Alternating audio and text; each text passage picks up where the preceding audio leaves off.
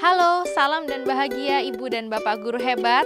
Semoga Ibu dan Bapak Guru senantiasa dalam keadaan sehat dan dapat terus belajar bersama.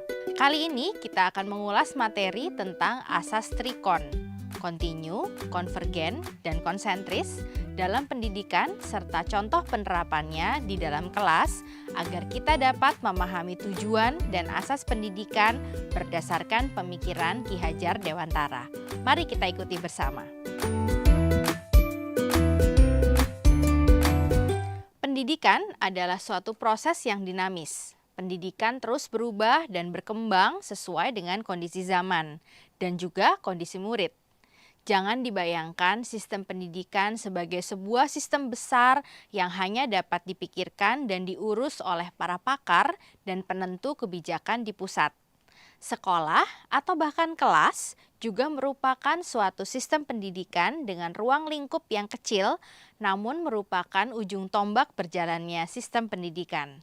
Setiap sekolah memiliki kondisi dan permasalahan masing-masing, sehingga pengembangan satu sekolah dengan sekolah lain sangat beragam sesuai karakteristik lingkungannya. Misalnya, kondisi geografis Indonesia yang beragam mendorong proses pendidikan yang dinamis. Sekolah yang berada di lingkungan pantai dapat mengkontekstualkan proses pendidikannya sesuai dengan lingkungan pantai tempat murid tinggal, seperti menanam pohon bakau untuk mencegah abrasi pantai. Begitu pula sekolah yang berada di pegunungan. Guru dapat mengajak murid untuk menjaga pohon agar terhindar dari bahaya tanah longsor.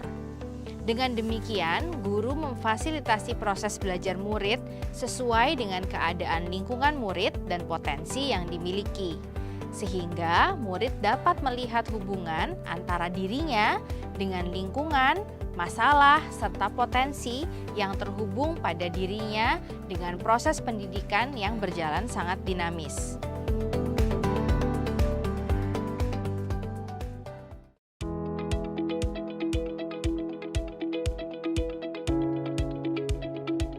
Budaya, kebudayaan, atau cara hidup bangsa itu bersifat kontinu, bersambung tak putus-putus. Dari zaman penjajahan sampai zaman kemerdekaan, perkembangan dan kemajuan kebudayaan serta cara hidup bangsa terus menerima pengaruh nilai-nilai baru. Proses pembelajaran sejatinya tidak pernah putus.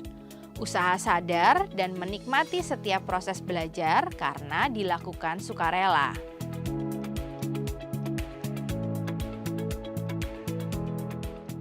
Kemauan belajar, rasa ingin tahu, dan motivasi internal dalam diri murid perlu distimulasi, sehingga akan melahirkan murid yang memiliki kemampuan pengaturan kegiatan belajarnya sendiri atau self-regulatory learning.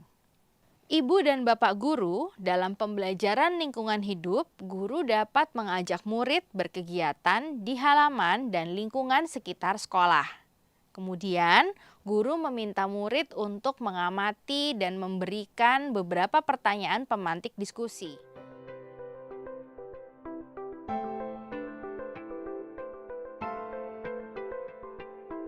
Harapannya, murid akan menjawab dengan berbagai macam hal yang bisa ditemui secara langsung, seperti pohon-pohon, pot bunga, tempat sampah, sampah yang tertinggal di halaman sekolah, atau bahkan menceritakan pengalaman di lingkungan rumahnya masing-masing. Proses dialog yang terjadi memberikan ruang kepada murid untuk mengekspresikan rasa yang ia miliki dan temukan. Kemudian, jika ada murid yang merasa tidak tertarik dengan lingkungan sekolah yang sedang dikunjungi, guru bisa berdialog mengenai lingkungan seperti apa yang ingin murid kunjungi dan menarik untuknya. Guru memfasilitasi murid untuk menentukan tujuan apa yang ingin dipelajari, memantau proses pembelajaran yang dilalui, dan membimbing murid untuk melakukan refleksi terhadap pengalaman belajar yang telah dilalui murid, agar ia dapat memahami hubungan dirinya dengan lingkungannya, peran dan tugasnya di dalam lingkungan tersebut, serta kontribusinya dalam menjaga lingkungan.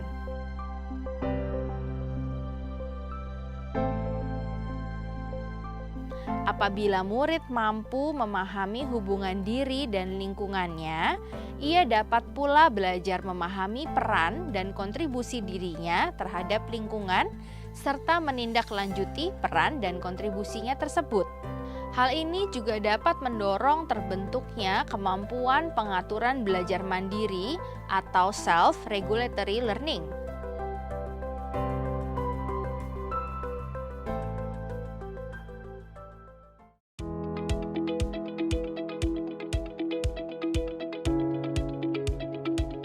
Pengembangan yang dilakukan dapat mengambil dari berbagai sumber di luar, bahkan dari praktek pendidikan di luar negeri.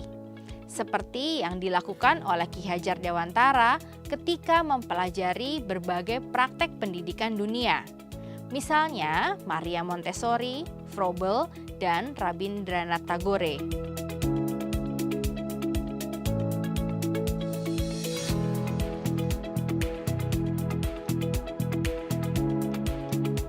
Dalam dunia pendidikan pun, banyak sistem pendidikan yang masuk ke Indonesia tidak lantas kita terima mentah-mentah. Kita perlu mengolahnya dan hanya menerima yang sesuai dengan nilai-nilai kebangsaan.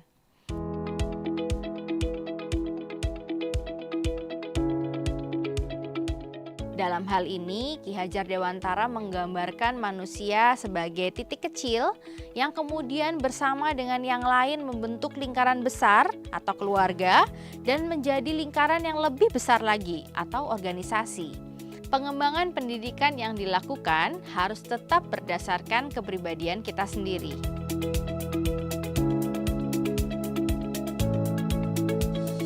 Oleh karena itu, meskipun Ki Hajar Dewantara menganjurkan kita untuk mempelajari kemajuan bangsa lain, namun tetap semua itu ditempatkan secara konsentris dengan karakter budaya kita sebagai pusatnya. Implementasi konsep trikon, kontinu, konvergen, dan konsentris bisa kita amati atau bahkan kita refleksikan dari apa yang sudah terjadi dalam proses pembelajaran.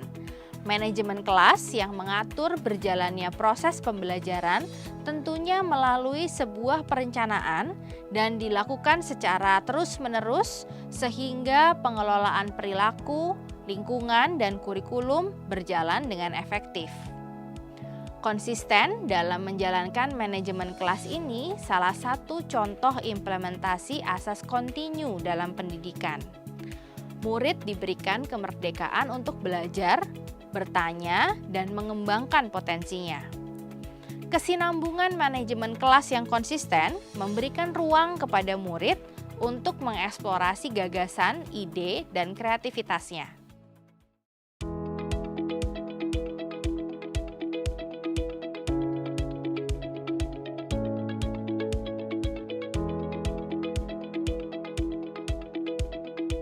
Seringkali pembelajaran STEAM ini dipahami sebagai pembelajaran menggunakan teknologi tinggi seperti robotik, komputasi, atau coding. Padahal bisa diartikan lebih luas seperti teknologi fermentasi tempe, teknologi pewarnaan batik, ataupun teknologi pengawetan makanan seperti pembuatan ikan asin atau ikan asap. Dengan memahami konsep pembelajaran STEAM, maka guru dapat menyesuaikan keinginan belajar murid dengan kondisi ketersediaan daya dukung untuk belajar dengan tetap menghadirkan nilai-nilai lokal. Meskipun metode pembelajaran dalam pendidikan bisa mengacu pada konsep manapun secara terbuka, tapi hal itu tetap harus dilakukan secara konsentris, yaitu tetap mempertahankan jati diri bangsa dan menjadi diri sendiri. Ibu dan Bapak guru, mari refleksikan bersama.